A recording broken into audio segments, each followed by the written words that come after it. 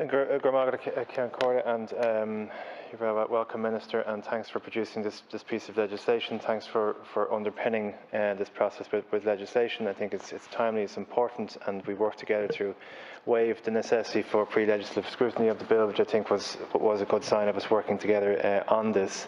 I have to respectfully disagree with my Sinn Féin colleague on the issue of canvassing. The Labour Party are quite comfortable with the elements within the bill.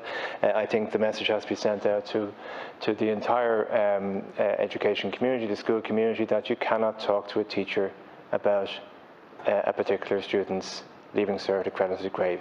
It's just a no-go area on any level at all. And if you do that, you're going to potentially negatively impact on that young person's future. And I think that's a strong message. And any dilution of that, and we know within our own country that people will find loopholes and mechanisms to whatever way, whatever. A point of order? No, I do think it's important that my position is not misrepresented, Chair. I will be brief, but it's quite unusual. No, please don't. Well, deputies, hold on now. Chair, I simply want to clarify that I am not in any way tolerant of canvassing. If it is being implied that is the case, I am simply suggesting an alternative means of sanction. You've made your point. The floor belongs to Deputy O'Riordan. Please. It's quite unusual for a contribution to be interrupted in that manner. But anyway, obviously ordinary rules don't apply in certain circumstances. I hope my time can be replenished. The point being that regardless of the circumstance, we have to send out as a very strict message in these very unusual circumstances that no canvassing on any level can take place, be it known to the student or not known to the student. Because what will happen is if we dilute this bill and dilute that element of sanction, people will find loopholes, people will find a way, as they always do in Irish society. We've seen it time and time again. And while it is strict and it is tough and it's potentially very, very difficult for the student, I think what needs to come from this bill is an absolutism that no canvassing on any level is going to be tolerated, and that on that basis we should proceed. And I think that's very important. If a very difficult message, unfortunately, for young people to have to consider. We need to have a sacred space here for teachers to do their work, and without any interference from anybody, be it known to the student or otherwise. Minister, you made a reference to the school profiling, which is no longer in this bill, and I think that's or isn't in this bill and isn't in the accredited grade system, and that's to be welcomed. And also, Minister, just to reiterate again that it was yourself that took out the school profiling element last year after a campaign. You listened to people who had difficulties around it, and I think you're also to be commended on that. And again, as has already been stated, it was the advocacy and the campaigning zeal and the ability of young people actually to stay around the table with you and your officials that have got us to this point of having a choice for young people. And if young people ever wonder about their power and the potential that they have to affect change, well, then they should see exactly what happened through this entire process, and can see exactly what the fruits of it is. I do, however, feel, Minister, while we're supporting this bill, we haven't yet learned the lessons of Leaving Cert 2020. We're still awaiting that independent review of what happened in 2020. A lot of those lessons, I think, could probably have been learned and would have probably, if we had that review completed, would have impact on the bill as it currently stands, and I think that's a shame. And certainly, Minister, we would certainly want to work with you into the future to try and find a Leaving Cert that adequately reflects the capabilities and potentials of all students, because many people are particularly critical. While the Leaving Cert is transparent and people have a great level of faith in it and they believe that it is fair to a degree, there's also a sense that the Leaving Cert makes you good at doing the Leaving Cert and doesn't really allow young people to maximise their potential, and that lots of people are losing out on their life chances, lots of young people losing out on their life chances because they have to jump over the hurdle of the Leaving Cert in the first instance. So in general, Minister, I would say that we are supportive of the bill. We take not lightly the elements of canvassing within the bill. We feel that it is necessary. While it is a tough measure, but I can understand where the Minister is coming from and will support her on that. We do feel strongly about the review of last year's Leaving Cert, and again, I've made points about the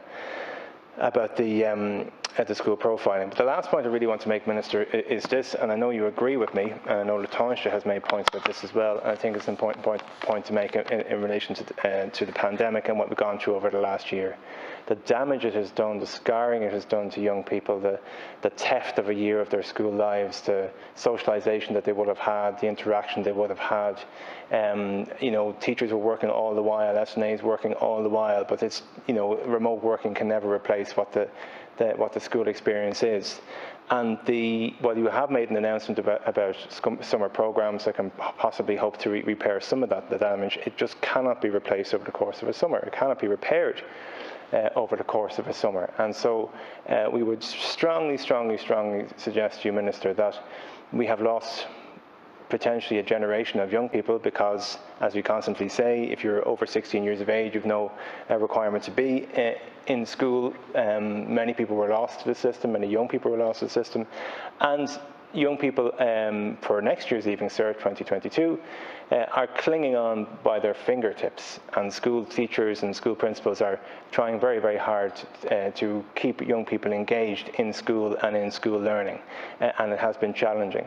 And so in order to ensure that we don't lose a third generation, if you like, or a third year or a third cohort of young people to disengagement and to making choices that they may regret later in life, that we really have to invest properly in a catch-up fund for young people and for children, akin to what has happened in the UK. The UK fund, as you know, is £1 billion.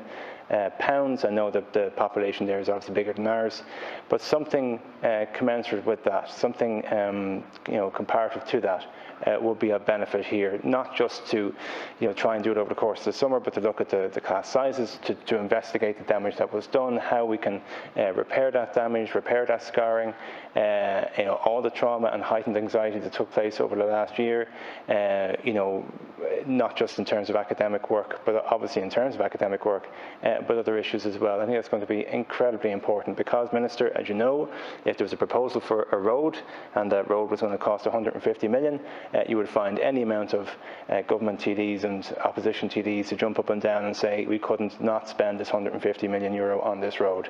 But when it comes to young people and children, if you were to suggest 150 million would go a long way to repairing damage of a pandemic, you will find people scratching their heads and scratching their chins and saying, well, that's very expensive. Surely it could be spent on something else. But this is the one chance that they get. And unfortunately, for the rest of their lives, they're going to have to tell their children and grandchildren how when they were in school, there was a pandemic. And as a result of that pandemic, they lost out on in-class teaching. And we have a chance next year to try and repair that.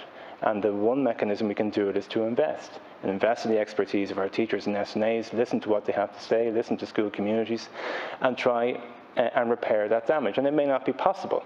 And it may not be possible, certainly for infants, to recover what they have lost. It'll take a long time. But we have to at least try. So, Minister, while we're supporting the bill, and we accept what you're saying about the canvassing elements, and we understand the necessity for legislative underpinning of what you're doing, and we've worked with you in order to not go through pre-legislative scrutiny, even though it's probably in the overall sense not something that should happen too often, but we're doing on this occasion. We're still waiting on the review of what happened in 2020, but looking forward to 2022. Let's all learn the lessons of 2020 and 2021 and ensure that for the Leaving Cert class of 2022, if they are going to be in class all the time, as we hope they will be, that resources will be made available not just for them, but for every school group and every school year and every class group and every class year in primary and secondary school, that they will have, that the scarring, as I mentioned, and the difficulties that they've gone through will be recognised by the state, by the department, and properly funded and invested in, so that at the very least we can possibly cling on to some of those young people who have been disconnected, who have been discommoded, who are at the stage of wondering, will they go back in September? And they are choices that young people are making right now. And if you're 17 years of age and you're really considering not going back to school in September, well, that's a difficulty. That's a difficulty that they're going to have to assess and regret potentially for the rest of their lives. So this is the one chance we have for the Minister. I think we should all collectively grasp it. But on that basis, we support the legislation. Ceann Comhairle.